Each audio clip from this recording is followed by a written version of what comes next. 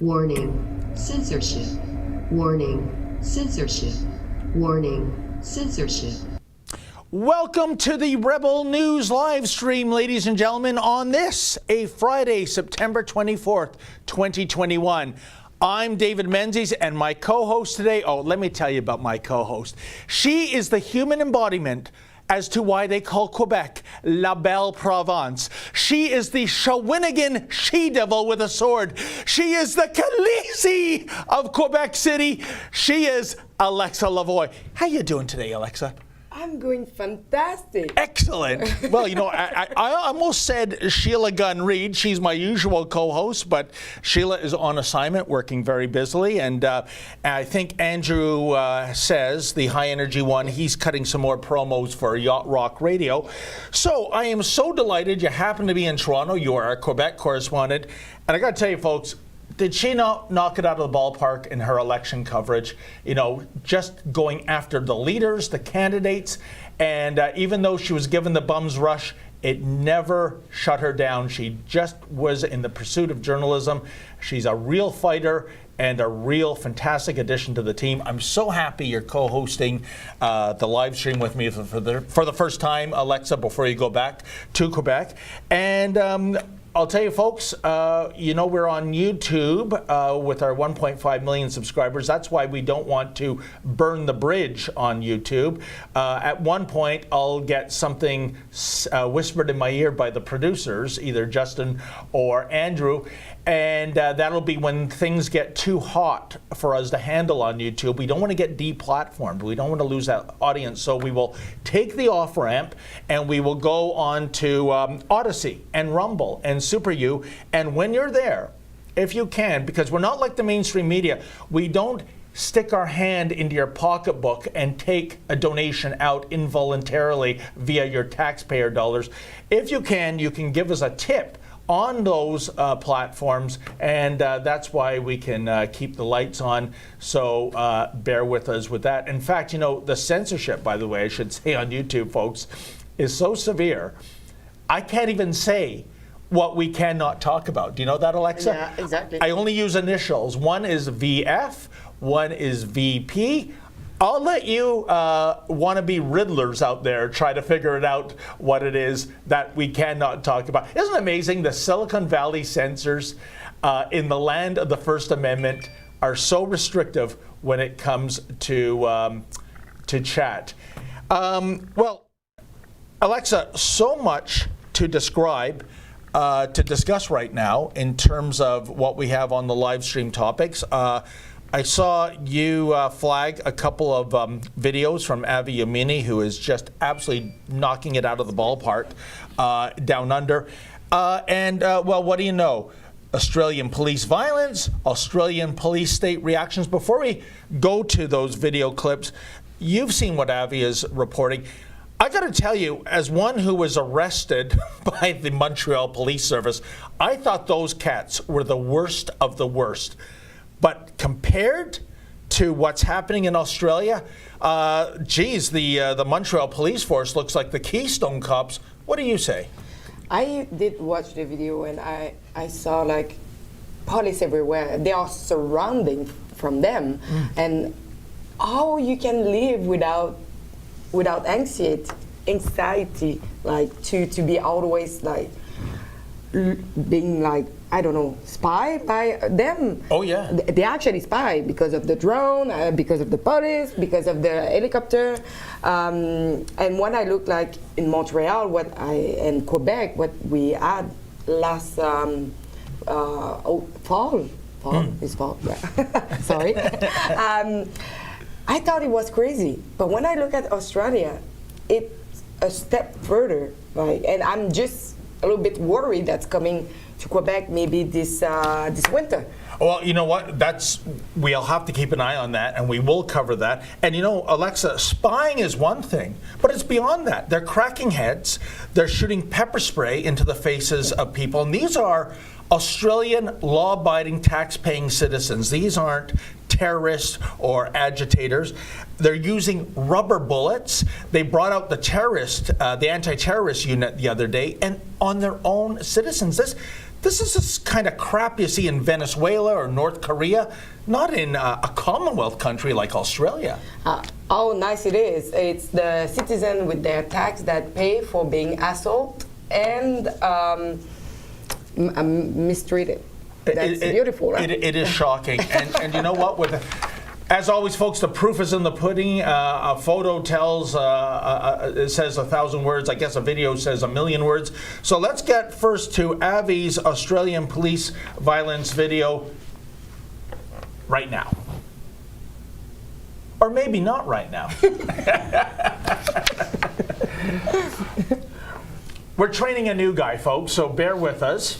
And a new person who speaks English. Well, I'm still going to blame it on Justin, of course, and for some reason my, Nope.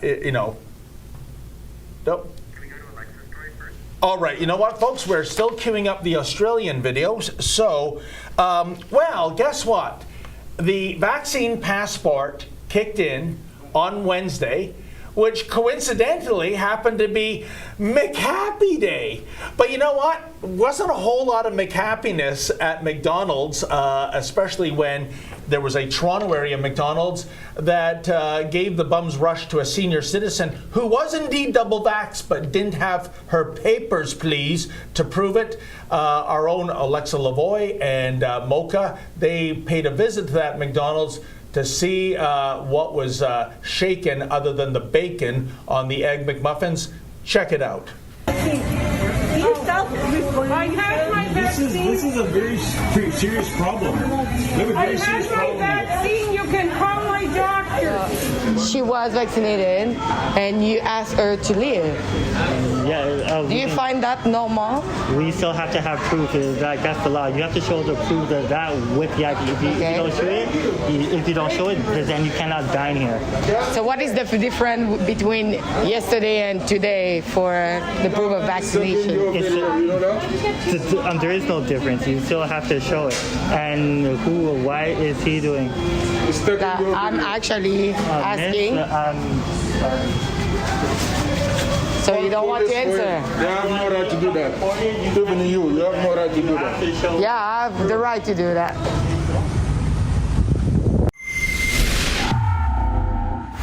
Warning. Folks, the original video, which we didn't shoot, that's what caused the tempest in a teapot back on McHappy Day.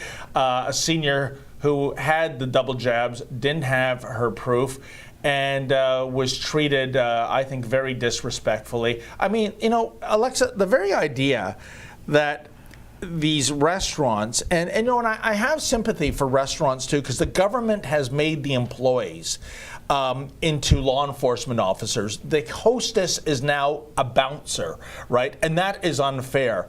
But what happened there, would it have been really too outrageous in terms of reasonable accommodation to accommodate that senior?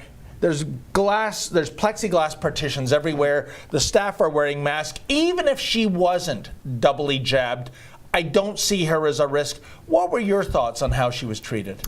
I think it was really outrageous because what is the difference with a couple of days before when the vaccine passport was not there? So I think it just the fact that they risk a fine to find someone that is not or doesn't have their paper inside of the restaurant. But you suppose, because it started in Quebec on the 1st of September, so we had 2 weeks of of grace. Yes. To if you find someone that is not vax, it was fine. Like no police will give you a ticket or anything.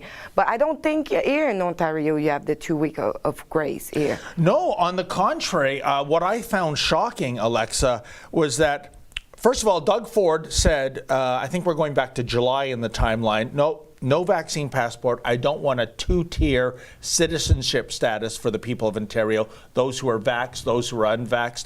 You know, the vaxxed people get all the benefits of going to indoor dining, the gym, movie theaters, flying. The unvaxxed, you're a second-class citizen. You don't get any of that, and indeed might even lose your job. right? Which we see with disgusting frequency. So in August, he then, they came back to the legislature and they said, Doug did his routine. Well, folks, if I had it my way, I wouldn't be doing these kind of things. But the people behind the scenes, I've got to do a vaccine passport. And it was to kick in, of course, 2 days after the election, September 22nd. Amazingly, as soon as Doug Ford made that announcement, Alexa, they prorogued the legislature, which is a fancy way of saying they shut it down. It was like, see you later, folks. They should have been there, answering questions to businesses. Hey, how do we enforce this? How do we facilitate this? The precise opposite was true. And to add insult to injury, an hour before midnight, September 22nd. So in other words, 11 p.m., September 21st, the Tuesday, the website for this went down for regular maintenance until 8 in the morning. Mr. Producer found somebody that said on social media that he went on to get questions asked. He was 86,000th in line. Oh, but that's the express line. Another person was 4 millionth in line. 4 millionth in line. This is, Doug Ford, you ran on the slogans in 2018, for the people, and Ontario open for business. You are screwing the people and you are screwing the businesses because these backroom boys of yours are giving you mandates to pursue I don't know what, in the name of political correctness, in the name of medical tyranny. But that's what happened in this province, Alexa. Far from a 2-week grace period, an absolute mockery of leadership to show people how these vaccine passports should work. And the fun fact is, I don't know now here in Ontario, but you need to know that now in Quebec, the vaccine passport, our primers say, if an employer wants for his business to put the vaccine passport, same if it's not in the list, he have the right to do it. Oh. So they gave us a list where the vaccine passport will be. Yes. But any other business who wants to bring it into his business is allowed. Oh, you know what? I got to read the nitty-gritty. I don't know if that's the case in this province. But you need to know that now it just gave like live on one of the press conference, like, yeah, but the business can decide for themselves if it's good for their business. Yeah. I say, now it's not supposed to be like that. You're supposed to have a rule, strict rule, and follow your rule. Yeah. After that, anybody can come and say, okay, I use it for me for like maybe a private, like not a public, but private like grocery. Yeah.